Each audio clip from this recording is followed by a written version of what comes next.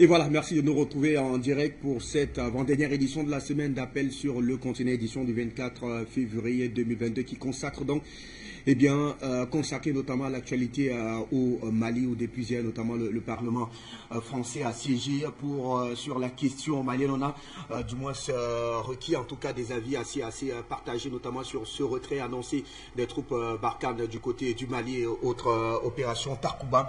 Eh bien, une sortie en tout cas du Parlement français qui vient d'ailleurs remettre notamment sur la sellette. Il y a l'urgence notamment pour le peuple malien effectivement de prendre ses responsabilités devant ce qui paraît comme étant la nécessité, c'est-à-dire la sécurisation notamment du sol français dans le cadre de cette émission. Donc on prendra un extrait de ces audiences donc à l'hémicycle avec notamment la clairvoyance de nos invités. On va tenter de décrypter cet état de choses dans le cadre de cette édition d'appel sur le continent, on l'a dit, consacré donc à l'actualité du côté du Mali. L'occasion pour nous de présenter nos civilités à nos invités qui nous retrouvent dans le cadre de cette émission. Souleymane Hamza doit être expert en questions sécuritaires. Bonsoir, merci de nous retrouver pour cette autre édition d'appel sur le continent. Bonsoir Afrique Média, bonsoir toute la galaxie patriotique panafricaine. Bonsoir à vous, chers journalistes et éminents techniciens sur le plateau et à mon frère Béanzin sur Zoom de l'autre côté. Vous êtes activiste panafricaniste. Merci infiniment de nous retrouver pour cette autre édition. Béanzin, bienvenue. Salutations à vous, chers journalistes, et salutations à la communauté, au peuple africain, au peuple du monde, aux téléspectateurs d'Afrique Média et aux camarades. Je pense l'avoir reconnu, je crois, c'est Souleymane avec nous sur l'émission. Merci à vous très cher monsieur. On vous l'a dit, les débats portaient donc autour de la fin de l'opération Barkhane du côté du Mali, la présence ou alors justement l'accompagnement des instructeurs russes du côté du Mali, mais davantage la prise de pouvoir par les militaires patriotiques du côté du Mali ont donc notamment été la quintessence de ces travaux qui se sont donc déroulés à l'hémicycle du côté de la France hier. On va prendre juste un extrait et vous retrouver très chers messieurs pour avoir votre décryptage donc autour de cette actualité. On va la tête, puis on prend cet extrait et on vous retrouve juste après.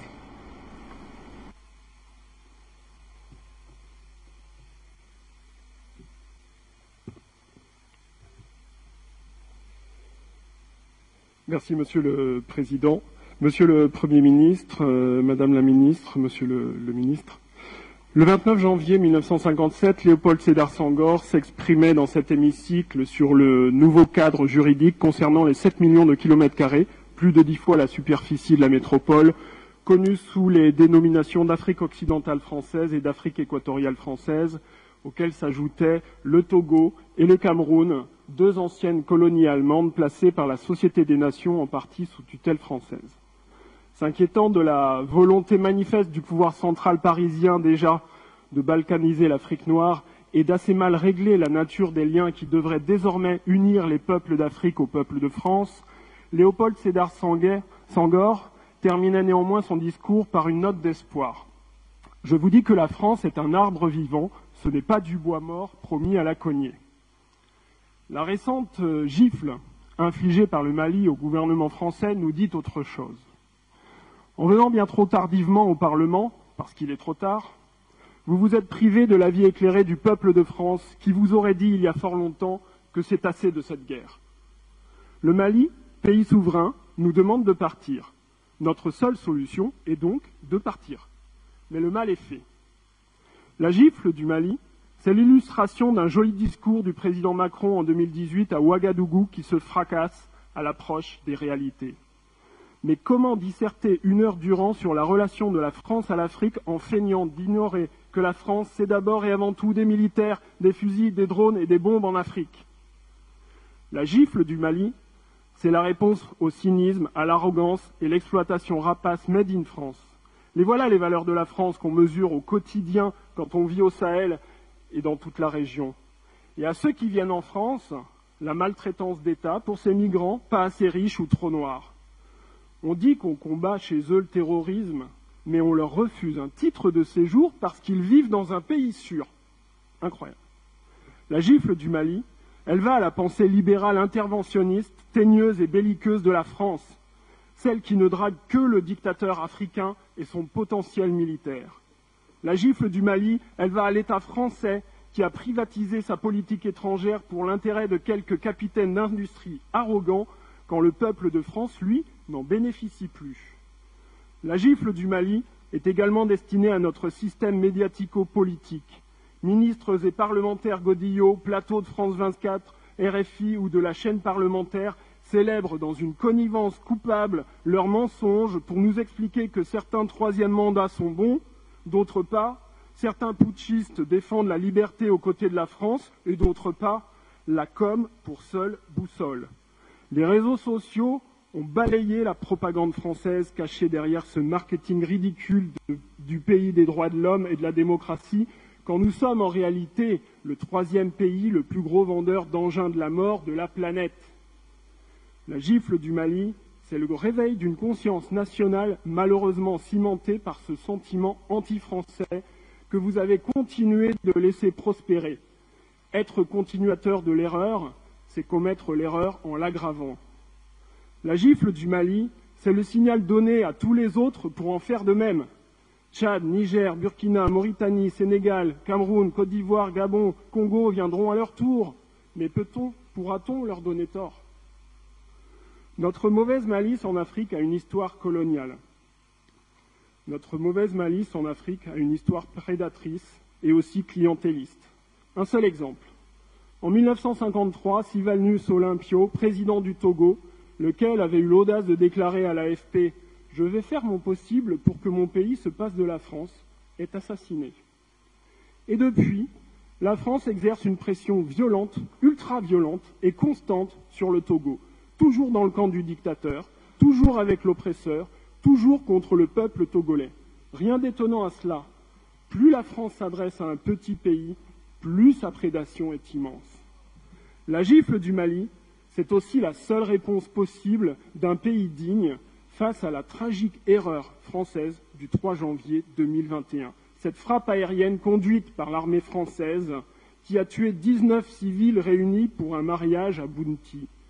Ce sont les enquêteurs de la MINUSMA et de la police scientifique des Nations Unies, après de minutieuses investigations, qui affirment cela. C'est pas moi. Monsieur le Premier ministre, comment caractériseriez-vous une puissance étrangère qui vient abattre sur notre territoire 19 civils français par erreur? Rien ne sera plus jamais possible avec le Mali et au Sahel sans excuse officielle de la France ni réparation sur ce sujet, même si nous y avons commis l'irréparable. À l'heure où le bruit des bottes gronde du côté de la Russie, comment penser les défis de demain sans l'Afrique depuis ce petit pays qu'est devenu la France? Monsieur le Premier ministre, je veux vous dire que les citoyens de tous ces pays d'Afrique ou des diasporas qui sont en France, bien qu'ils aiment la France, voient en elle la grenouille qui se veut faire aussi grosse que le bœuf. Et je m'interroge de savoir s'il n'est pas déjà trop tard pour la France à vouloir être encore un partenaire privilégié. Retour donc sur ce plateau pour décrypter donc cet extrait du député français Sébastien Nabo qui a donc visiblement mis à nu la politique française sur le continent africain et ce depuis beaucoup d'années. Eh bien, Souleymane Hamza, nous vous retrouvons autour donc de ces débats qui ont eu lieu hier du côté du Parlement français, autour donc notamment du cas malien, de la situation au Mali, de manière singulière, mais de manière beaucoup plus élargie donc au Sahel. Alors quand on écoute justement cette sortie de Sébastien Nabo, on a envie de se dire et de comprendre rapidement si autant de vérités sont donc justement présentées aux yeux de tous. Pourquoi est-ce que la France ne prend pas effectivement ses responsabilités justement et pourquoi pas demander pardon et surtout procéder aux réparations de torts sur le continent africain, Souleymane Hamza? Ben écoutez, il faut déjà noter que dans un dicton africain, il nous est enseigné par nos parents que le chien ne change jamais sa manière de s'asseoir. La France a pour habitude, n'est-ce pas, de nous voir comme étant des sous-colonies, je ne parle même pas de colonies, des sous-colonies, des gens avec qui elle ne peut pas s'asseoir et puis traiter. Donc nous sommes traités à ce titre-là d'esclaves, esclaves sur le plan intellectuel, sur le plan mental, sur nos capacités de pouvoir agir. Et le Mali, là, est en train de donner une leçon à l'Afrique. Et ils interprètent cela comme étant, n'est-ce pas, un phénomène qui va se réverser sur tous les autres États en ne prenant pas compte, en ne prenant pas en compte le fait que ce sont des révolutions populaires, des révolutions qui de facto s'imposent même aux régimes qui viennent, qu'ils soient du moins élus de manière démocratiquement, comme ils le disent, ou venant par un coup d'État. Ils n'opinent pas sur le fait qu'aujourd'hui, les populations en ont marre, n'est-ce pas, de tergiverser, d'être dans cette même vision-là que leur impose la France-Afrique. Et comme ce député vient de le dire, il a dit tout haut, n'est-ce pas, ce qu'une certaine élite française pense tout bas, n'est-ce pas, le dit devant tous les députés à l'hémicycle. Vraiment, c'est avoir pris de la hauteur par rapport à l'enjeu. Et je pense que si la France devait aller dans la bonne direction des choses, elle ferait mieux de prendre, n'est-ce pas, comme thème de référence tout ce que ces députés-là viennent d'énumérer, et surtout changer sa manière d'avoir des relations avec l'Afrique.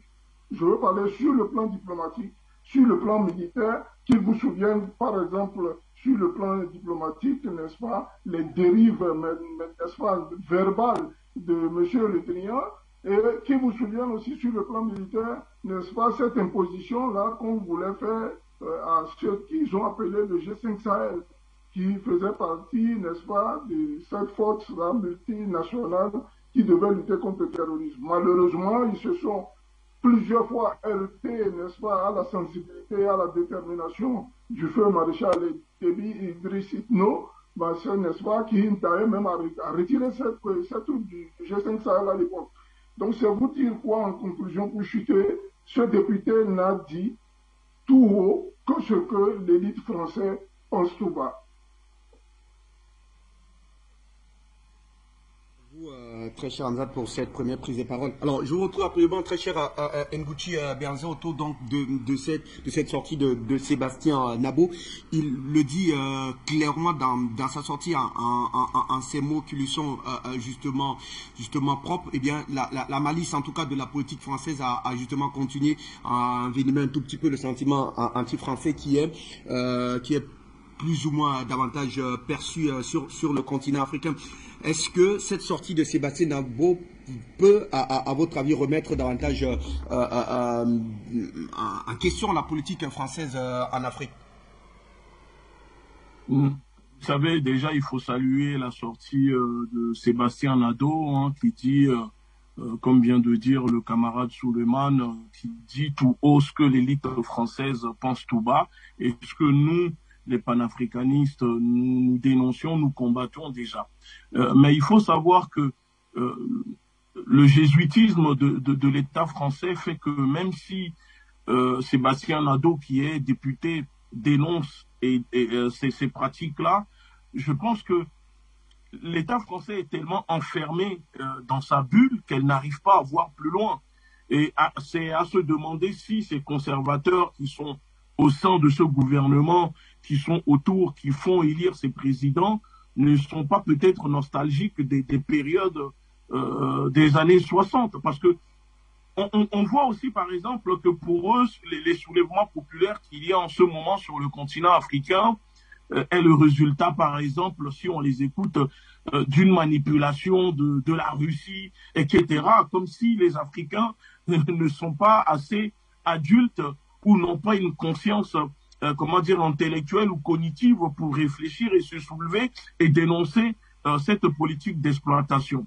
Mais il faut aussi quand même se dire que les choses avancent, les choses évoluent, parce que pour nous, notre objectif à nous, c'était de déporter les problématiques du Mali ici directement en France, parce que c'est ici que les décisions se prennent pour interférer directement dans les campagnes présidentielles qui se déroulent en ce moment. Donc moi, de mon côté, je suis vraiment content de voir que à l'Assemblée nationale en ce moment, plusieurs députés, il n'y a pas que Sébastien Nadeau, mais plusieurs députés prennent la parole et dénoncent ces pratiques-là qui se déroulent en ce moment sur le continent africain. Mais l'État continue d'être dans un déni. Il y a un déni, vraiment, il y a un déni qui est là parce que l'État français a hérité au fait du système esclavagiste, colonialiste de la France. Donc pour eux, il est hors de question de remettre en question ou peut-être d'abandonner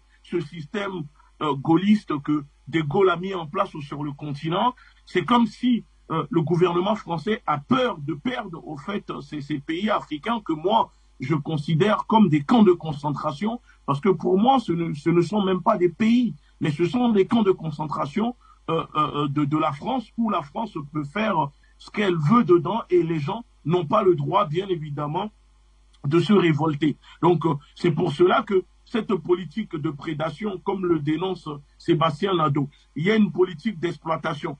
Ils envahissent les terres africaines et s'étonnent de voir en retour les populations être en colère ou se révolter contre eux. C'est comme si les Africains n'ont pas le droit de se révolter, les Africains n'ont pas le droit de s'indigner, de dénoncer ou juste tout simplement de dire, écoutez, tout ce que nous réclamons, c'est de vivre en dignité sur nos terres, c'est de vivre tranquillement sur nos terres. Il est temps que vous quittez nos terres. Non, pour eux, ce n'est pas normal. L'Afrique est un continent, est un hôpital psychiatrique à ciel ouvert à l'échelle continentale pour la France et limite une propriété de la France où les Africains sont des bétails qui sont dessus et la France a le droit de venir faire ce qu'elle veut et on n'a pas le droit de s'indigner. Voilà le comportement aujourd'hui de l'État français, un comportement de psychopathe, un comportement de sociopathe, des gens qui pensent que les Africains n'ont pas le droit du tout, ne sont pas limite des humains et que les droits humains ne sont pas applicables pour les Africains, qu'on n'a pas à respecter leurs droits. Allez, merci à vous, très cher ami Ngouti.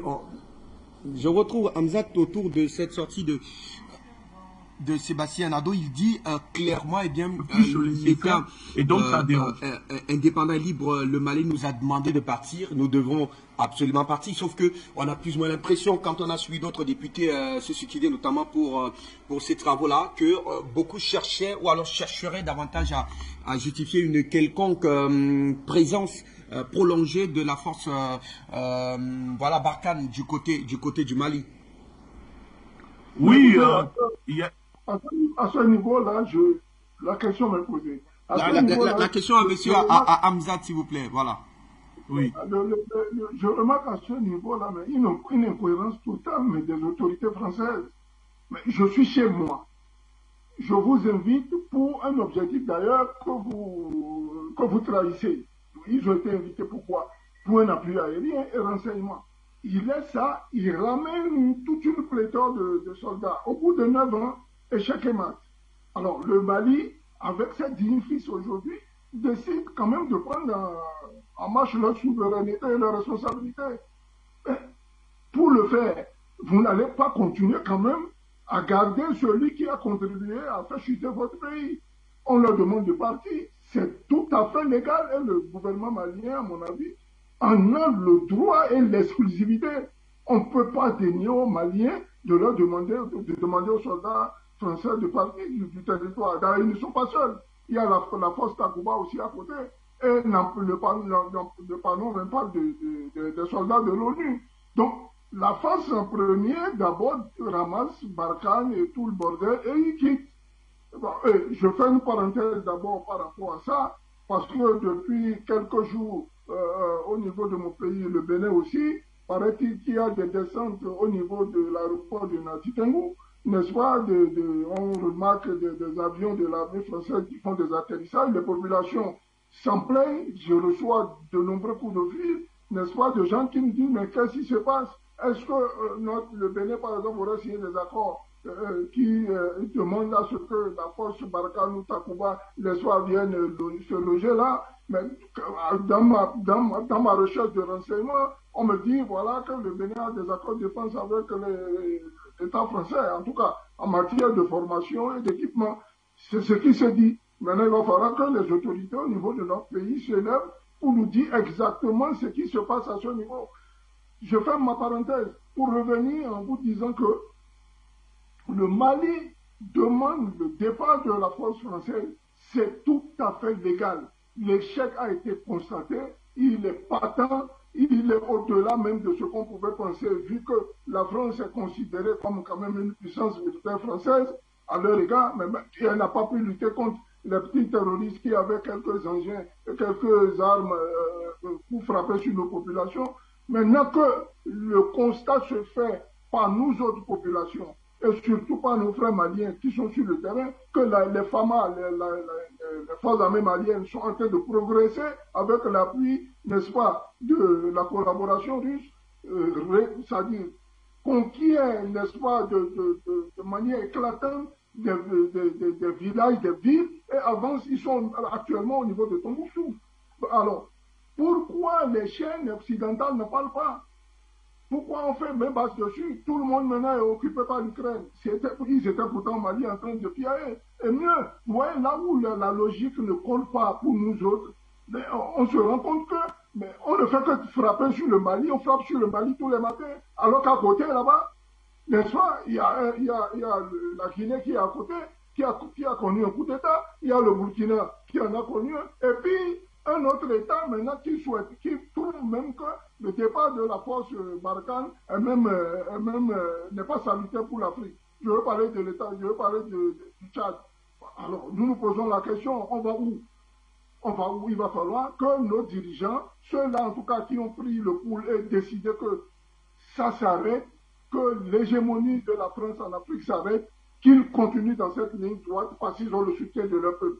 De toute manière, ceux qui sont à la tête de nos États ne sont pas des hommes éternels.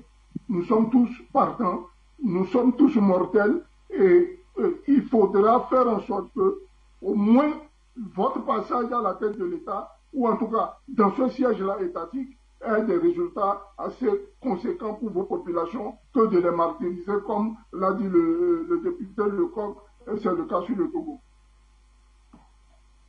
Pourquoi est-ce que ce départ, ou alors cette volonté des autorités maliennes de rompre notamment, du moins, de diversifier le partenariat militaire semble davantage gêner la classe politique française? Pourquoi est-ce que ce retrait des troupes Barkhane, en quoi est-ce que ce retrait-là est un véritable scandale pour la France, puisqu'on a suivi effectivement les députés tout à l'heure, on a plus ou moins l'impression que pour eux c'est comme une sorte voilà, de gifle reçu d'ailleurs vis-à-vis des autorités maliennes.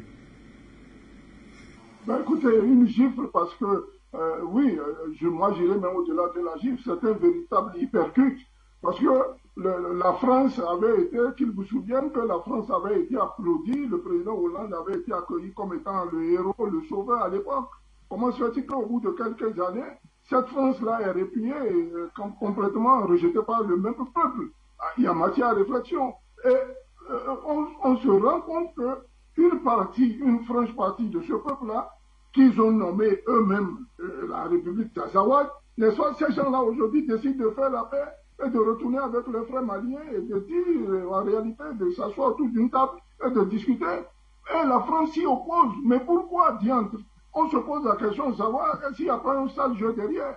Mais voilà que se révèle même tout ce qui a été dit dans les ténèbres à l'époque, à savoir qu'il fallait une partition du Mali et que bon, le Nord devait être gouverné par, je sais pas, un gouvernement touareg et que voilà, ils avaient l'appui de la France.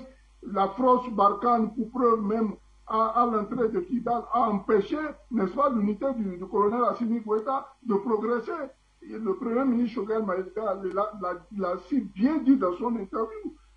Ça, c'est un paramètre, ça, c'est le paramètre militaire. Mais de l'autre côté, il y a beaucoup de choses qui ne se disent pas. En matière économique, il nous a dit que la force Barkhane, c'est 1 million d'euros par jour, ou je ne sais pas, 1 milliard de francs CFA, pardon, par jour. Mais écoutez, pourquoi n'avoir pas en son temps fait les calculs de manière à prendre cet argent-là pour équiper les forces maliennes, pour les aduler au combat? Cet argent-là a servi à un autre business qui ne dit pas son nom. Et vous savez, quand on a un gros gâteau à la bouche, succulent, sucré et mielleux, il est difficile que quelqu'un qui vienne vous l'arracher, que vous le laissez faire. Donc, ils perdent de ce pas un certain nombre aussi d'opportunités financières. Et le troisième point, pour chuter, mais c'est au niveau des ressources. Hein, vous savez, je défie quiconque vous viendra me dire le contraire, que une balle qui siffle dans le ciel malien, c'est remboursé par le sous-sol malien. Personne ne viendra me dire que c'est de l'argent décaissé des fonds français. L'or qui est extrait, n'est-ce pas, à volonté, nos diamants, tout ça là, qui partent dans des convois et qui ne sont même pas répertoriés par ni la douane ou les services de sécurité maliens. Donc il va falloir que cela prenne fin. D'ailleurs, cela est en train de prendre fin. Et je voudrais d'ailleurs que le président Assimi Goïta ne tombe pas sur ses deux lauriers, qu'il accélère le calendrier du départ de la France et de la France et compagnie. Alain Ngouti, je vous retrouve effectivement pour retourner cette question. Pourquoi ce départ est mal perçu par la classe politique française, parlant de ce départ de l'opération Barkhane? Qu'est-ce que ça cacherait à votre avis? Mais ce départ est mal perçu par une partie de la classe politique française, parce que vous savez, ces néocolons ne supportent pas au fait le désaveu total de la politique française qui se passe en ce moment au Mali. Pour eux, il aurait fallu que le peuple malien puisse les remercier comme des sauveurs, comme des héros qui sont venus libérer le Mali. Et on voit que c'est l'inverse qui se déroule, où les Maliens sont au contraire un peu hostiles vis-à-vis de cette politique, parce qu'il y a un ras-le-bol total de la présence française, de l'invasion, de l'occupation militaire des terres africaines au Mali. Et c'est pour ça d'ailleurs qu'on voit certains politiques démagogues fanfaronner dans l'hémicycle à l'Assemblée nationale, comme Jean-Luc Mélenchon de la France soumise, s'en prendre aux autorités pour dire que non, il faut que les autorités puissent les remercier. Parce qu'aujourd'hui, il faut aussi lire et comprendre le monde dans sa réalité, dans sa globalité, pour se dire que la présence et ce partenariat avec la Russie au Mali dérange énormément et humilie au fait l'État français et la classe politique française, parce que pour eux, la Russie est c'est l'ennemi juré qu'il faut faire tomber, qui ne veut pas s'aligner sur l'ordre mondial, qui ne veut pas suivre cette politique d'exploitation de l'Europe, etc. Donc, voir les Maliens aux côtés des Russes, pour eux, c'est un cauchemar, parce que non, c'est l'ennemi juré de la France, puisque la France est gérée par les États-Unis. Donc, dans la tête de ces néocolons qui sont ces politiques français, l'Afrique, c'est comme une prostituée, excusez-moi du terme, que la France peut partouzer avec l'Europe, avec ses alliés, ses partenaires, et donc personne n'a le droit de se plaindre. Mais je répète encore une fois, si je demande à quelqu'un de l'aide et que après je dis à cette personne, maintenant tu quittes ma maison, normalement ça ne doit pas déranger la personne, ça ne doit pas déranger la France de repartir. On nous parle de milliards d'euros dépensés chaque jour. Mais c'est le Mali qui payait la France pour pouvoir pour venir à la base donner un appui aérien, pas au sol. L'argent dépensé au Mali, ce n'est pas les Français qui le payent, mais c'est le peuple malien qui paye depuis bientôt 10 ans des milliards et d'euros. Donc tout ça, c'est ça aussi qui énerve la France. La France a l'impression de perdre en marché parce que vous savez, la guerre est surtout économique. On ne fait pas la guerre gratuitement. Quand on fait la guerre, il y a des parts de marché. La bourgeoisie a besoin de conquérir des parts de marché, donc envahir des terres, faire la guerre. Quand on fait la guerre, on est payé. Donc là, si la France quitte le Mali, on vous dit le chiffre, presque 3 milliards d'euros dépensés chaque jour. Alors vous calculez, vous voyez qu'il y a un manque à gagner énormément pour l'État français. Donc ça, pour eux, c'est insupportable. Comment ils vont faire ? Où trouveront-ils ces sommes-là maintenant pour renflouer les caisses, pour les rentrer dans leurs caisses? Il faut aller déclencher une guerre dans un autre pays, encercler le Mali, et c'est ce qui est en train de se passer en ce moment. Et donc, on voit la classe politique française en apoplésie, en train de gesticuler, en train d'affabuler, en train de mentir, parce que ils ne sont pas dans la capacité de dire la vérité aux Français pour dire que s'il y a un chaos, s'il y a du terrorisme au Mali, c'est la faute de la France qui est partie bombarder la Libye et c'est la France qui fait copinage avec des groupes terroristes qui financent des groupes terroristes comme elle l'a déjà fait en Syrie où elle parachutait des armes à des terroristes en Syrie pour s'en prendre au président Bachar al-Assad. C'est ça aujourd'hui. Et nous sommes dans un déni politique où la France ne reconnaît jamais être en tort parce que c'est une maladie, ça fait partie de l'ADN de la politique française de ne pas reconnaître ses torts, de se faire toujours passer pour le sauveur, pour le héros et jamais le méchant, pour ne pas reconnaître les crimes imprescriptibles contre l'humanité que la France fait et commet tous les jours sur les terres africaines. Alors, nous restons avec vous, très cher Béhanzin, pour continuer davantage à comprendre cette sortie effectivement du député Sébastien Nado. Pour lui, la seule voie de sortie, du moins c'est la solution, s'il y en avait, puisqu'il y en a d'ailleurs un qui a évoqué ces réparations de torts, notamment que la France devrait engager sur le continent africain au vu du préjudice, qu'il soit moral, financier, autre, commis depuis effectivement les années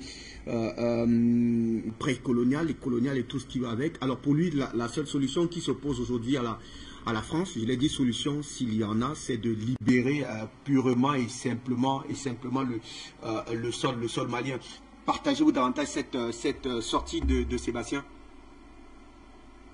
Oui, mais vous savez, avec la Ligue de défense noire africaine, avant qu'elle ne soit dissoute en France, mais ça faisait partie de notre manifeste politique. Nous avons toujours réclamé depuis bientôt 5 ans des réparations, dédommagements pour les crimes imprescriptibles contre l'humanité de la France sur les terres africaines et aux Antilles, parce que pour nous, il est nécessaire de le faire. Parce que si on reconnaît que, par exemple, l'esclavage et la colonisation sont des crimes contre l'humanité, alors c'est tout à fait normal que la France procède à des réparations financières pour ces crimes-là. On ne peut pas reconnaître des crimes contre l'humanité et dire non, nous n'allons pas réparer financièrement, alors que la France continue à perpétrer des crimes sur les terres africaines. Et c'est ça, au fait, qui dérange, parce que reconnaître ou le faire, c'est ouvrir la porte finalement à d'autres demandes, parce qu'on voit, il y a des États comme le Canada ou aux États-Unis qui reconnaissent et qui font des réparations, qui procèdent à des dédommagements aux populations qui ont été génocidées, colonisées. Mais le seul pays qui refuse d'ouvrir la voie à cela, c'est l'État français. Récemment, l'association Le MIR, Mouvement international pour la réparation, a tenté de ramener l'État français en justice. Encore une fois, l'association a été déboutée. Pour eux, il est hors de question que la France procède à des réparations de ces crimes sur le continent africain. C'est ça le problème aujourd'hui. Donc si la France ne veut pas faire des réparations de ces crimes sur les terres africaines, alors nous disons à la France de partir. Et si elle ne veut pas partir, nous allons la combattre. Nous allons demander aux populations de combattre et de chasser, de défaire l'impérialisme sur les terres africaines. Ben maintenant, si la classe politique où il y a des Français qui ne veulent pas admettre cette réalité, qui vivent dans le déni de mensonges, qui sont omnibulés par les propagandes que diffuse l'État français en faisant passer les Africains comme des personnes assistées qui reçoivent toujours des aides de la France, etc. C'est leur problème. Mais quand la réalité les rattraperont, je pense que le réveil sera brutal pour eux. Et ça a déjà commencé. Alors, je me retourne donc vers vous, Hamzat, notamment pour évoquer, puisqu'on a justement pendant ces audiences donc suivi davantage certains députés qui ont vanté le mérite, sinon les actions menées par les troupes Barkhane au Sahel pour la sécurisation et autres. Il y en a d'ailleurs qui ont vanté notamment les mérites de cette armée-là, arrestation des djihadistes. Seulement, entre le discours et la réalité des choses, on a envie de se demander eh bien, de quel Sahel parle-t-on, puisque les groupes terroristes se multiplient au jour le jour.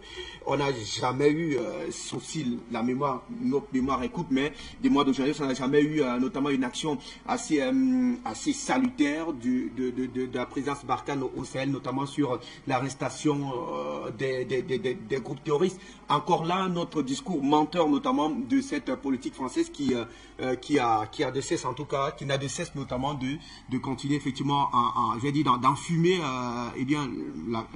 les classes politiques et sociales sur le continent africain sur une pseudo-compétence de cette armée-là du côté du Sahel, j'ai envie de dire.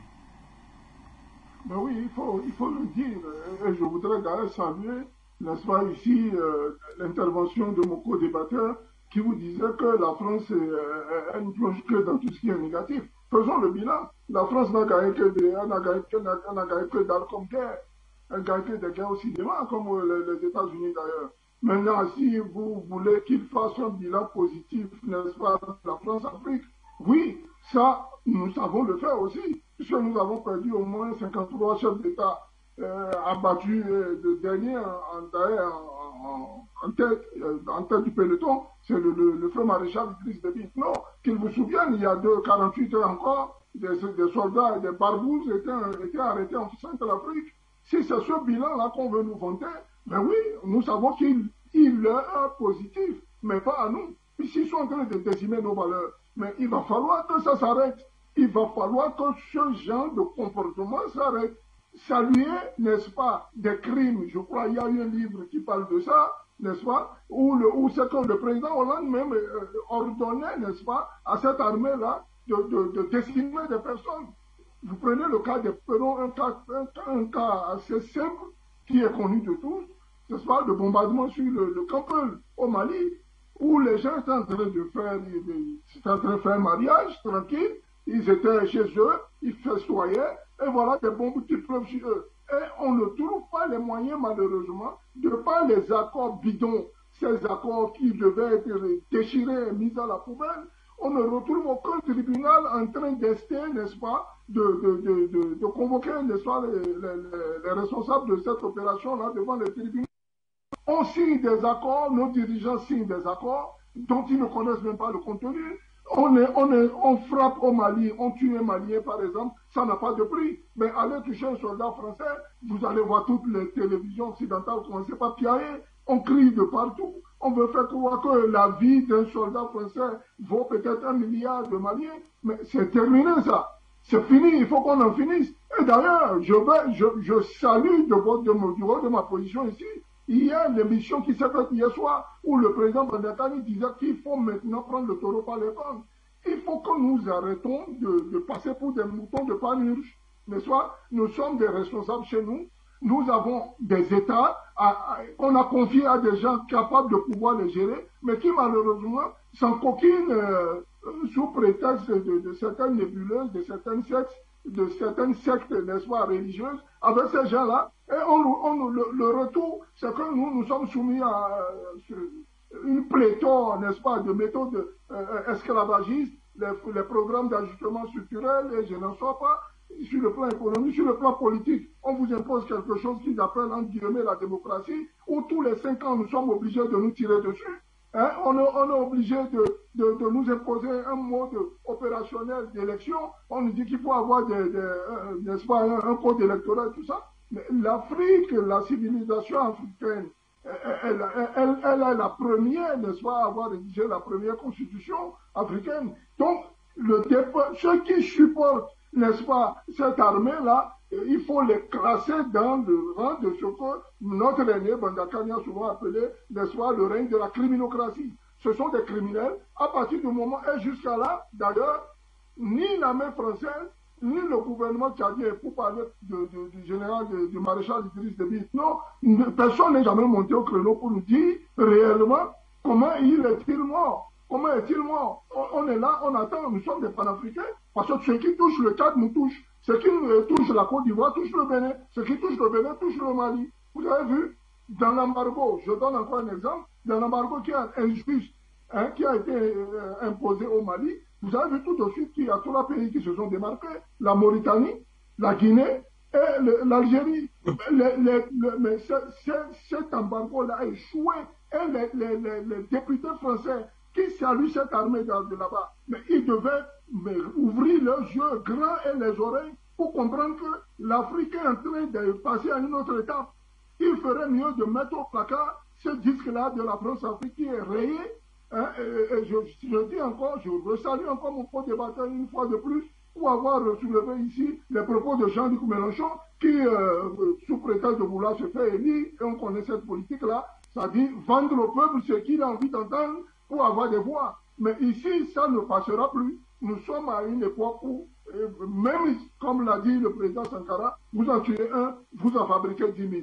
Vous frapperez sur des panafricanistes, vous allez en fabriquer plusieurs. Cette génération-là est une génération qui est décidée à se libérer. Elle ira jusqu'au bout et elle fera en sorte désormais d'avoir à la tête de ces États des gens qui pensent et vivent africains. Alors, je retrouve Bianzon pour vous poser la question, pourquoi est-ce que les autorités françaises ne veulent pas faire le bilan de la force Barkhane au Sahel après quand même plusieurs années passées, soi-disant luttant effectivement contre le terrorisme? Mais les autorités françaises ne veulent pas faire le bilan parce que faire le bilan et reconnaître l'échec total de leur présence, de leur politique au Mali, c'est de rendre compte aux populations françaises. Sauf que il faut savoir que Macron veut faire sa campagne sur le fait que la présence de la France au Mali et sur les terres africaines a pour objectif de lutter contre le terrorisme. Mais en réalité, nous savons tous que ces terroristes, c'est bien l'État français. Vous voyez? Donc c'est le jeu, c'est la stratégie du chaos et du choc. On ment au peuple. Alors si on a menti au peuple pour envahir des terres des autres, comment on peut venir dire maintenant, oui, effectivement, ça a été un échec là-bas, on reconnaît, etc. Non, donc les politiques, c'est ça la politique. La politique est là pour manipuler l'opinion. La politique est là pour dissimuler la vérité au peuple. Parce que avec la politique, on vous montre ce qu'il y a devant. Mais ce n'est pas devant qu'il faut regarder, mais il faut plutôt regarder ce qui se cache derrière.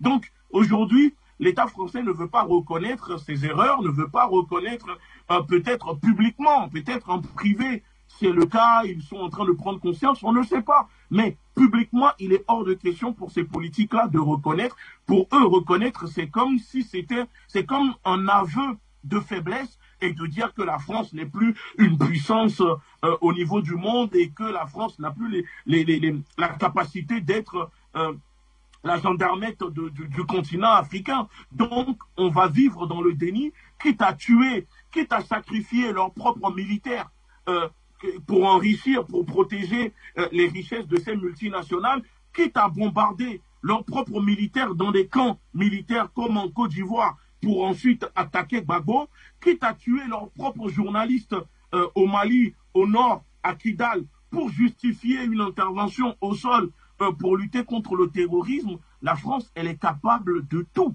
Nous sommes ici en face des gens d'un système qui ne recule pas, qui n'a pas d'état d'âme. Et donc, face à un système qui est capable de broyer, de mentir, de génocider, d'esclavagiser, de coloniser. Vous savez, moi, je n'attends plus rien de ces personnes.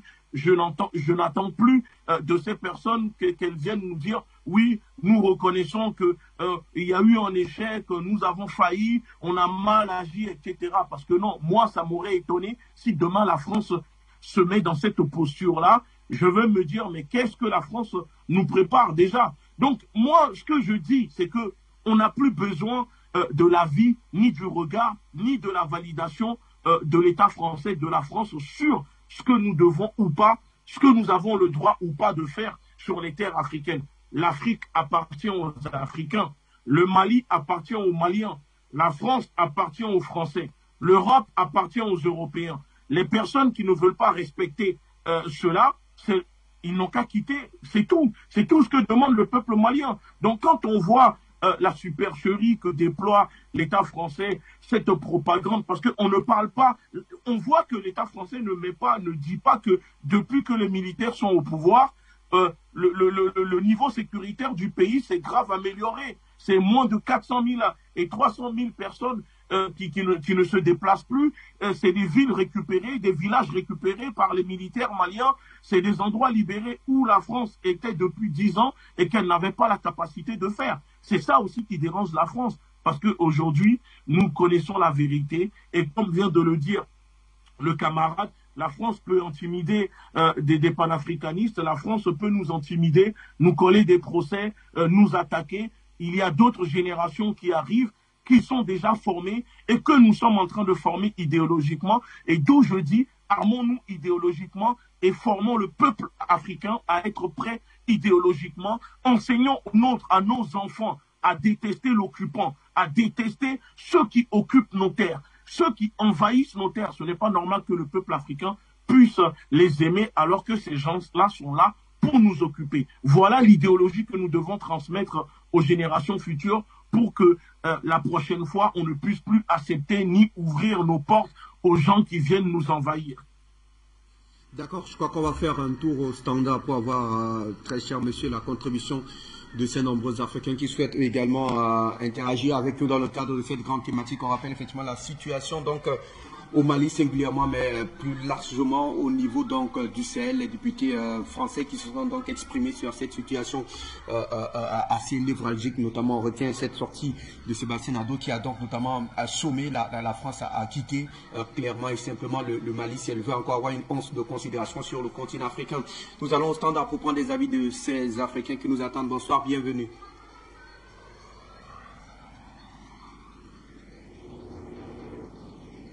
Nous vous écoutons. Bienvenue, bonsoir. Bonsoir, c'est moi. Nous vous écoutons, cher ami. Bienvenue. Merci, Fabrice. Je vous salue et je salue vos invités, Gouti et Suleiman. Je salue les techniciens et toute la jeunesse africaine et tous ceux qui étaient nés sur Afrique Média. J'ai une question, parce qu'il y a des termes que nous utilisons sans savoir ce que ça signifie. Et j'ai une question à poser à vos invités. Alors, Suleiman et puis Gouti, est-ce que vous pouvez nous définir à la jeunesse africaine ce qu'on appelle la communauté internationale et sa composition et quels sont les critères d'adhésion, quels sont les pays qui composent cette communauté internationale et que d'ailleurs notre regretté disait autoproclamé, parce qu'on ne comprend pas, c'est des thèmes que ces Européens et ces Occidentaux ont inventés pour pouvoir aboutir à leurs objectifs. Et il y a aussi... donc voilà ma première question. La seconde n'est pas une question, mais vous voyez la démocratie que ces gens-là nous vantent. Vous voyez comment est-ce que en France, on débat sur une question ou bien de la politique française ou bien d'autres qui concernent leur peuple. Vous voyez, est-ce que chez nous, ce qu'ils ont installé chez nous, c'est comme ça que nous faisons en Afrique? Alors, parce que cette arrogance de Madame Paris, vous n'avez pas passé son intervention, ça nous agace. Cette énergumène n'a pas le droit de parler comme ça à l'Afrique. Vous voyez, dans tout ce qu'elle a décrit, elle ne faisait qu'intervenir, communauté internationale nous supporte, et la démocratie, nous sommes là pour défendre la démocratie au Mali. Et vraiment, c'est des choses qui, aujourd'hui, comme on le dit vos invités, ne sont plus acceptables par la jeunesse africaine qui devient de plus en plus éclairée. Parce que cette diplomatie de mensonges que la France continue toujours et enferme nos élites dans cette diplomatie de mensonges, ça n'avantage pas l'Afrique, sincèrement. Ça ne va plus. Ça doit cesser. Fabrice, ça doit cesser. De toute façon, moi, je suis là pour dire que, quel que soit ce que la France fait, quel que soit ce que les Français disent à leur assemblée, la France les bases militaires françaises et américaines doivent quitter le continent africain. Si ce n'est pas aujourd'hui, ce sera demain. Je vous rassure. Parce que la justice divine doit être appliquée. Ce qu'ils font, c'est injuste jusqu'aujourd'hui. Merci, je vous remercie. Nous sommes en guerre. Et en guerre, il n'y a pas de pitié. Les compagnies françaises en Afrique n'ont qu'à s'apprêter à quitter. Sinon, ils vont recevoir les coups durs. Nous les assurons partout où nous sommes sur la terre. Que Dieu vous bénisse. Nous sommes en guerre. D'accord, merci à vous très cher ami pour votre contribution. Nous restons au standard pour vous retrouver. Bonsoir, bienvenue. Nous prenons quelle direction cette fois-là? Bonsoir, bienvenue.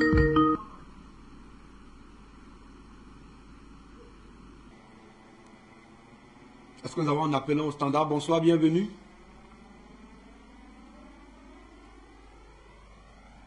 Jamal, nous vous retrouvons. Bonsoir, bienvenue.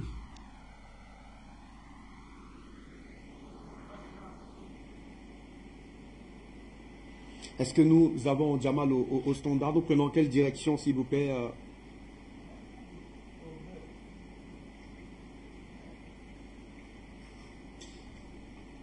Est-ce que nous l'avons ou pas? Bonsoir, bienvenue.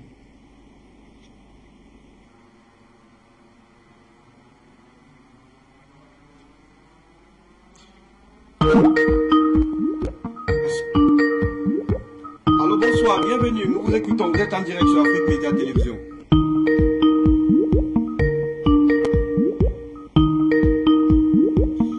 Alors, je crois qu'on va revenir pour vous donner la parole, très cher.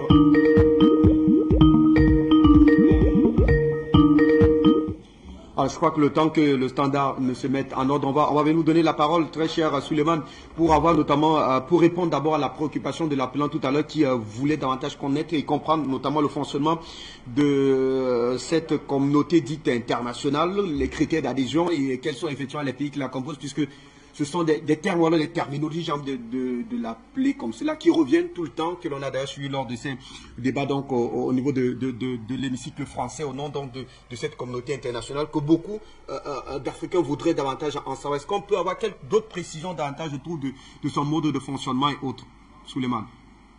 Bon, écoutez, le mot communauté internationale a souvent été agité sur beaucoup de plateaux de télévision, même en matière de politique internationale. Beaucoup parlent de la communauté internationale.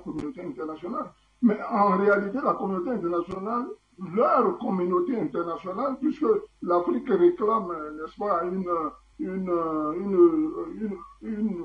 une remodulation du système d'organisation des Nations Unies, la communauté internationale dont il s'agit ici, c'est l'expression politique et médiatique apparue, c'est une sorte d'expression politique et médiatique apparue au IXe siècle, n'est-ce pas? Et si nous en tenons cela, c'était dans le cadre, c'était avec le développement du droit international. Les gens voulaient se donner certains cadres, n'est-ce pas, juridiques, n'est-ce pas, pour pouvoir émettre une politique de manière générale, consensuelle au niveau de la planète. Mais malheureusement, pour ce qui désigne l'ensemble, ça désigne, disons, un ensemble d'États. C'est un ensemble d'États dont l'influence est majeure. Je prends le cas des États-Unis. Vous voyez, au niveau de ce qu'ils appellent une communauté internationale, il y a des grands États comme les États-Unis d'Amérique, il y a la Chine, il y a la Russie. Ce sont les 5 premières puissances nucléaires qui sont au fait les porteurs de la communauté internationale. Et vous voyez que depuis un certain temps, dans le cadre de sa gestion, il se pose un problème énorme par rapport aux voix. Par exemple, je prends le cas du Conseil de sécurité des Nations Unies, par exemple. Vous voyez qu'il y a des voix dissonantes qui demandent la révision, n'est-ce pas, du Conseil de sécurité des Nations Unies, où l'Afrique n'a même pas une seule voix. C'est la France qui porte nos voix là-bas. Donc, ici, il se passe quelque chose sur le sol africain. L'Union africaine ne pourra pas se déplacer à travers, par exemple, des puissances comme le Nigeria, l'Afrique du Sud ou l'Égypte, par exemple, même voire l'Algérie, qui sont des puissances hautement militaires, n'est-ce pas, pour donner du glas et faire entendre le son de l'Afrique. Vous voyez, qu'est-ce qu'ils appellent encore communauté internationale? C'est le terme communauté internationale, en quelque sorte, est une expression politique désignant de façon imprécise un ensemble d'États influents en matière de politique internationale. Donc, en cela, je vous parlais tout à l'heure des États-Unis et autres. Ça, c'est pour ce qui est de la composante. Mais pour ce qui est de la gestion, c'est une nébuleuse. C'est une nébuleuse. Ça dit qu'eux, ils ont le droit, et c'est le cas, par exemple, sur la Libye, de prendre des résolutions, n'est-ce pas, au niveau du Conseil de sécurité, pour aller frapper tel pays ou tel autre pour telle ou telle raison. Mais dans le cas, par exemple, d'une actualité qui est récente, qui est l'Ukraine, mais où sont les Nations Unies? Pourquoi ils ne prennent pas de résolution pour aller faire arrêter la Russie là-bas? Donc, cette nébuleuse est en sorte une organisation qui est gérée par un certain nombre d'États qui ont, au plan militaire, une certaine puissance reconnue, de fait, n'est-ce pas, et qui impose, au travers de cette puissance militaire, un certain nombre de directives politiques, voire même économiques et socio-culturelles et culturelles. Voilà ce que je peux dire à cet intervenant, en sachant que il y a des États aujourd'hui qui disent et qui militent à ce que tout soit revu au niveau de cette organisation. Merci à vous. On va donc cette fois-là passer à autre chose, notamment pour vous donner la parole, très cher Gazin, sur davantage sur cette sortie donc de Sébastien Nado.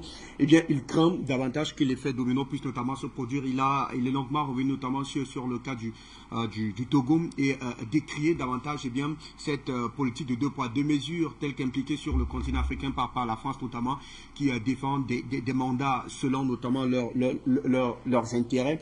Alors, il craint davantage que cette politique assez peut-être le mot est exagéré, mais assez cruel et criminel d'ailleurs sur le continent africain ne puisse amener notamment que l'expérience malienne ne puisse notamment avoir un effet domino sur plusieurs pays sur le continent africain.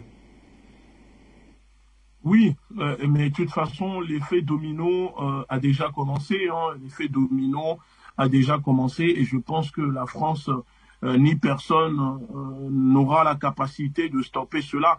Et c'est ça qui fait surtout peur à l'État français, parce qu'on voit que l'État français a énormément dégringolé, a perdu des parts de marché sur le continent, un continent où 60% de la population a moins de 25 ans aujourd'hui.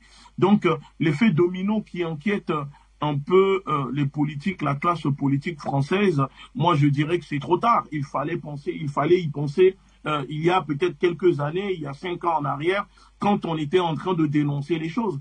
La France a tellement cru que peut-être que jamais les pays africains ou les populations africaines n'allaient un jour oser les défier directement, comme par exemple stopper le convoi de Barkhane, que ce soit au Burkina ou au Niger, où d'ailleurs la France n'a pas hésité à tuer des populations civiles à main nue, etc. Donc l'effet domino, au lieu que ça les inquiète, moi je pense que il faut plutôt que la classe politique ici en France s'inquiète des conséquences de la séparation entre la France et le continent africain, l'effet qui va se produire sur les populations françaises ici, parce qu'une fois que les pays africains commenceront à prendre leur souveraineté, leur vraie indépendance, pas une indépendance sous surveillance de la France comme nous le vivons actuellement sur les continents africains, je pense que beaucoup ici en France subiront énormément. En ce moment, il y a 9 millions de Français qui n'arrivent pas à manger par jour, mais ce n'est pas 9 millions qu'il y aura au moins 20 millions de Français qui ne pourront plus manger par jour. Donc c'est ça que moi je dis que c'est surtout ça qui inquiète la France, parce que la France n'a pas d'autre alternative aujourd'hui pour remplacer, si demain l'Afrique décide de couper les ponts totalement, elle ira où chercher ses ressources pour pouvoir vivre, puisque la France s'est construite depuis des siècles en exploitant le continent africain. Donc demain, vous retirez l'Afrique à la France, et la France, il y aura la famine ici. C'est pas avec les camemberts présidents que fabrique la France que la France va nourrir sa population ou se maintenir au rang de puissance mondiale. La France est une puissance nucléaire, mais le nucléaire, l'uranium utilisé pour être une puissance nucléaire vient du continent africain. Donc c'est ça aujourd'hui l'enjeu stratégique, géopolitique qui se déroule sur le continent, parce que l'Afrique, malheureusement, est l'avenir du monde. L'Afrique est le grenier du monde, et donc tout le monde veut avoir une main mise, surtout la France et ses alliés, contrôler l'Afrique, parce que celui qui contrôle l'Afrique contrôle le monde. C'est pour ça qu'il y a ces batailles en ce moment un peu partout autour du Mali. C'est pour ça. On vous retrouve cette fois-là pour notamment établir le parallèle entre notamment le bilan de Barkhane en plus de 8 années d'occupation sur le sol malien. Est-ce que et le retour que nous avons justement de l'action menée sur le terrain par les FAMA, les forces armées maliennes, qui sont justement en train de récupérer davantage jour après jour, notamment le territoire national. D'ailleurs, la récente sortie du Premier ministre Dr Choguel Kokala Maïga nous a permis de comprendre notamment qu'il y avait une assurance quant à la capacité, la la capacité notamment des forces armées maliennes de reconquérir tout le sol malien, ce qui est quand même assez paradoxal quand on sait quand même que certains chefs d'État, au lendemain de l'annonce du départ des troupes Barkhane au Mali, avaient prédit un véritable vide et très certainement de l'hécatombe. Alors comment décryptez-vous davantage cet état de choses, très cher ami Hamzat? Mais écoutez, ceux qui sont des défaitistes et qui pensent que, bon voilà, il faut tout le temps s'accrocher à la France, mais ce sont contre ces gens-là que nous luttons, n'est-ce pas? Moi, dans mon pays, ici, le Bénin, il fut une période révolutionnaire où on disait qu'il fallait d'abord compter sur nos propres forces. D'ailleurs, cette même France, avant d'arriver au bilan que vous parlez là, elle avait envoyé des mercenaires ici le 16 janvier 1977. Je crois bien, si ma date est précise, j'ai bonne mémoire, une troupe avec à la tête le fameux mercenaire Bob Denard, qui ont été vaillamment chassés par les Béninois, d'ailleurs qui n'avaient pas des armes de calibre avec lesquelles ils étaient rentrés ici. Ils sont partis la tête entre les jambes. L'Afrique doit pouvoir se prendre en charge. L'Afrique doit pouvoir se prendre en charge de ce côté-là. Et pour revenir à votre question, vous voyez, malheureusement, nous avons affaire à une élite qui a été, n'est-ce pas, formée, formatée, coagulée occidentale. Sur le plan aussi bien civil que militaire. Vous voyez, en général, dans mon pays, ici, qui est très intellectuel carré. Quand vous prenez cette élite-là, elle s'acoquine avec l'Occident sur plusieurs points, prête à vendre son pays pour ne serait-ce que des miettes. On se demande, mais où va ce monde? Et encore une fois, satisfait à ce que disait mon co-débatteur, qu'il faille maintenant que l'idéologie panafricaniste soit notre idéologie de pointe. Il va falloir que tous les jours, nous apprenons à nos enfants, n'est-ce pas, à compter sur eux-mêmes. Le peuple malien, au bout de disons quelques mois, disons 5-6 mois que les accords étaient partis avec la Russie, et qu'on a traité de Wagner, on nous a chanté, le disque était tellement rayé qu'il n'était plus bon à l'écouter. On a fini par voir des hélicoptères tout neufs acquis, n'est-ce pas, sur le trésor malien. C'est les finances maliennes qui ont acheté ces armes et munitions. Et vous voyez que depuis un certain temps, les zones comme celle des 3 frontières, on dit on nous faisait un tapage médiatique, mais au-delà de la normale, on nous faisait croire que là-bas c'était c'est la base extraterrestre du terrorisme. Et cette zone de 3 frontières vient de tomber du côté du Mali. Les Maliens y sont actuellement, ils occupent le terrain. Quand vous prenez les autres bases qui ont été abandonnées par les Français, en allant même couper, ils leur coupaient même l'électricité en quittant les bases. Mais si l'électricité a été rétablie par les partenaires, en l'occurrence la Russie, et aujourd'hui, les forces armées maliennes, les FAMA, occupent, mais comme l'a dit le Premier ministre Choguel Kokala Maïga, occupent mais de manière responsable, tactique et technique et opérationnelle tous ces sites-là. Et ça va de manière grandissante. Mais si en 6 mois, les FAMA, avec leurs alliés, ont pu faire ce bilan-là, pendant que d'autres y étaient depuis 9 mois, en voyant le contraire, c'est-à-dire le revers de la médaille, à ce que le terrorisme qui était soi-disant dans le nord, avec une colonne qui progressait vers le sud, pour laquelle il a été demandé un appui aérien et un renseignement, hein, s'est transformé en une force d'occupation qui d'ailleurs a contribué, n'est-ce pas, à alimenter, n'est-ce pas, ces nébuleuses-là qui ont envahi le pays de toutes parts. Mais le bilan est clair que seuls ceux qui n'ont pas d'œil ni d'oreille ne voiront ni n'entendront. Donc le bilan, il est assez clair. Nous autres panafricanistes, le Mali est sur la bonne voie.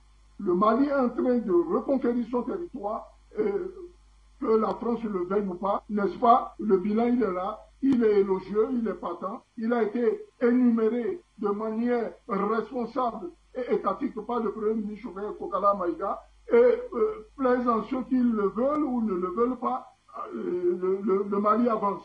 Et prions Dieu pour que cela aille jusqu'à son terme, et surtout les Maliens qui se sont rebellés en temps, qui ont pris les armes, qui ont suivi ces gens-là dans leur manœuvre diabolique, n'est-ce pas, et machiavélique, que ces Maliens-là déposent les armes, et surtout, nous ne prennent pas avec ce qui se fait du côté de la Côte d'Ivoire, où on voit, n'est-ce pas, des vendus de l'Occident, des achetés, comme on le dit chez nous ici, des valets de l'impérialisme occidental, n'est-ce pas, qui commencent à s'agiter là-bas en disant qu'ils vont former un gouvernement. Ben, qu'on leur donne un siège, tu sais, à Abidjan, il y a beaucoup d'immeubles, qu'on leur donne un siège pour faire leur gouvernement là-bas, le gouvernement ivoirien en aura plus son compte. Très cher ami, je retrouve Ngouti. On a suivi notamment ces travaux au sein de l'hémicycle français tout à l'heure. Est-ce qu'on peut conclure en l'état actuel des choses qu'il y a une véritable panique au sein de la classe politique française au regard notamment de cet éveil de conscience d'une part, mais surtout de cette volonté d'action telle qu'implémentée par notamment le gouvernement malien? Il y a plus que panique, c'est la débandade totale au sein de la classe politique française, parce que ça les inquiète, parce que c'est l'avenir de la France là qui se joue sur le continent africain au Mali. Donc il y a une débandade, et ils sont en apoplésie totale en ce moment ici en France.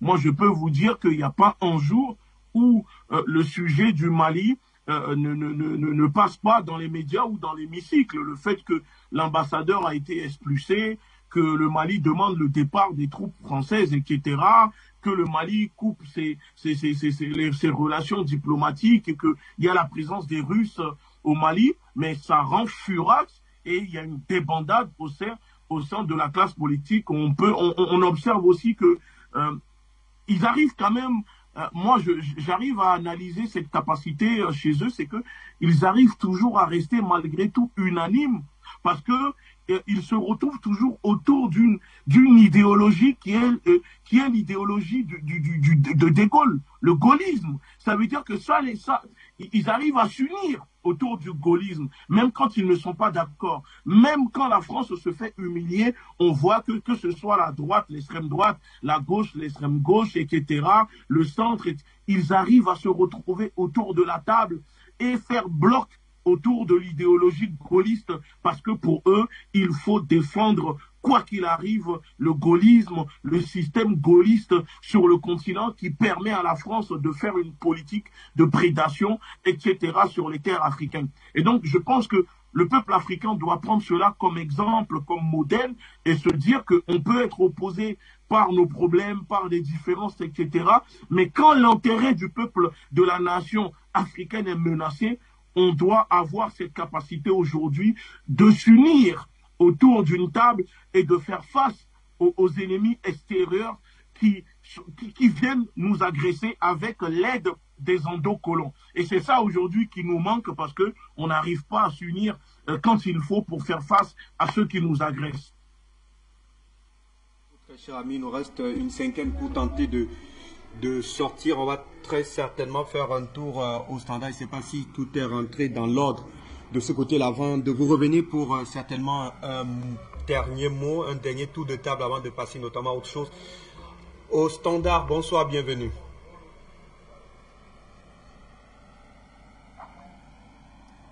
Allô? Est-ce que nous avons des appels au standard?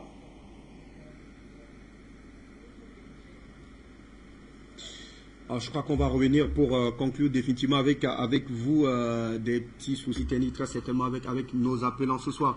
On y reviendra très rapidement. Allez, Souleymane, je vous retrouve pour tenter effectivement de conclure avec ce sujet. On a suivi tout à l'heure Guianzin tout à l'heure. Pour lui, la classe politique française est dans une débandade totale, notamment après cette gifle malienne. Alors, quand on a recoupé notamment ce qui s'est dit hier, notamment du côté du Parlement français sur cette question malienne, qu'est-ce qu'on doit concrètement retenir, très cher Hamzat?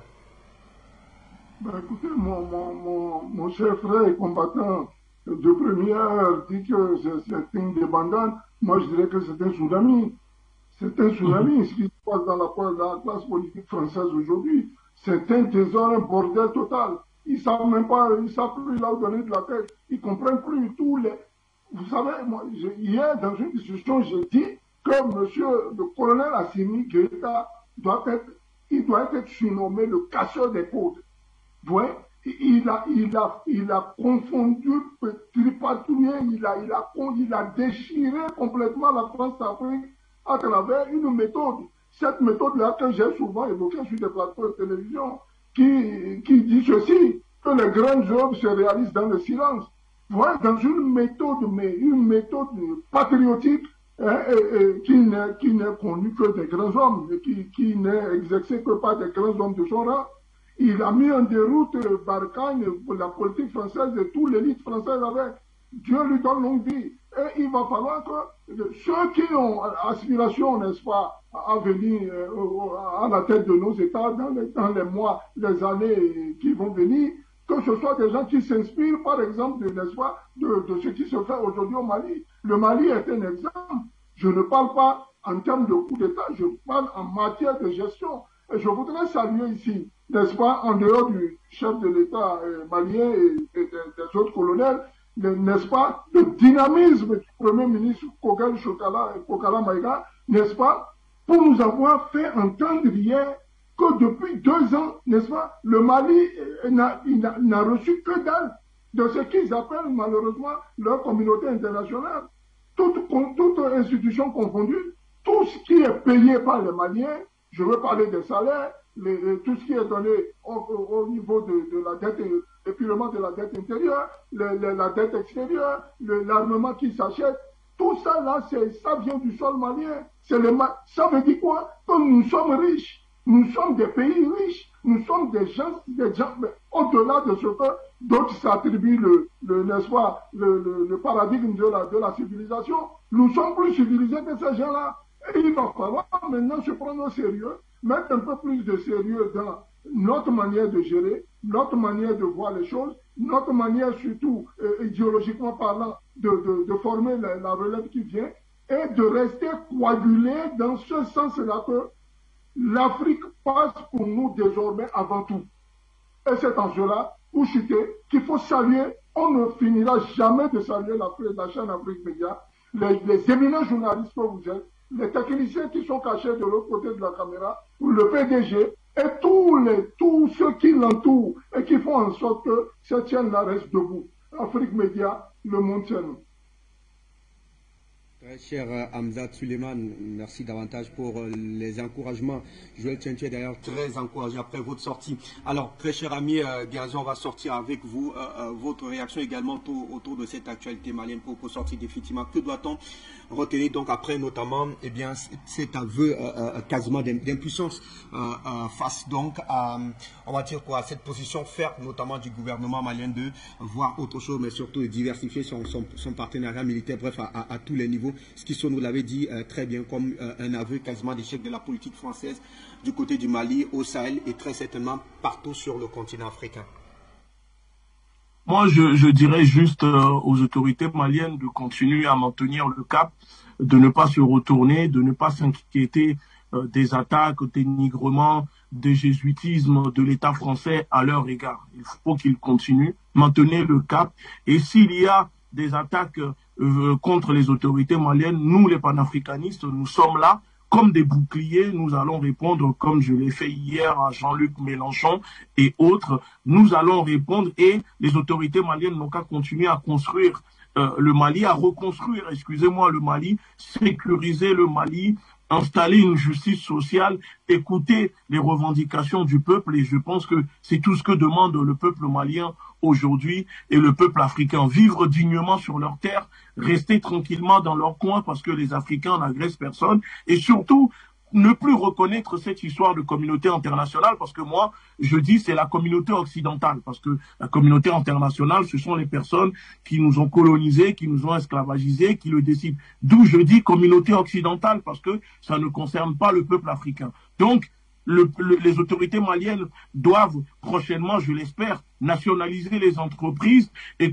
commencer à étudier une sortie du franc CFA et aussi demander le départ de la MINUSMA parce que c'est une partie aussi de la France et aussi du franc CFA. Et tant que la MINUSMA, le franc CFA resteront au Mali, c'est comme si il y a 50% de la France qui reste au Mali et 50% qui quitte le Mali. Sinon, pour le moment, nous continuons de les soutenir. Tant qu'il n'y a pas de trahison, nous allons continuer à les soutenir.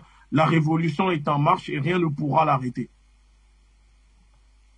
Cher ami Guinza, merci à vous, Suleiman Abzat, de nous avoir accompagnés, en tout cas dans le cadre de cette édition d'Appel sur le continent qui se refait. Merci de nous avoir suivis, très chers messieurs et dames. On se donne rendez-vous demain pour la dernière édition de la semaine. Merci et à très vite. Juste après moi, c'est le grand journal africain, un exercice quotidien du moins pour cette semaine de Christian Wandi. Merci de rester en compagnie de nos programmes qui se poursuivent.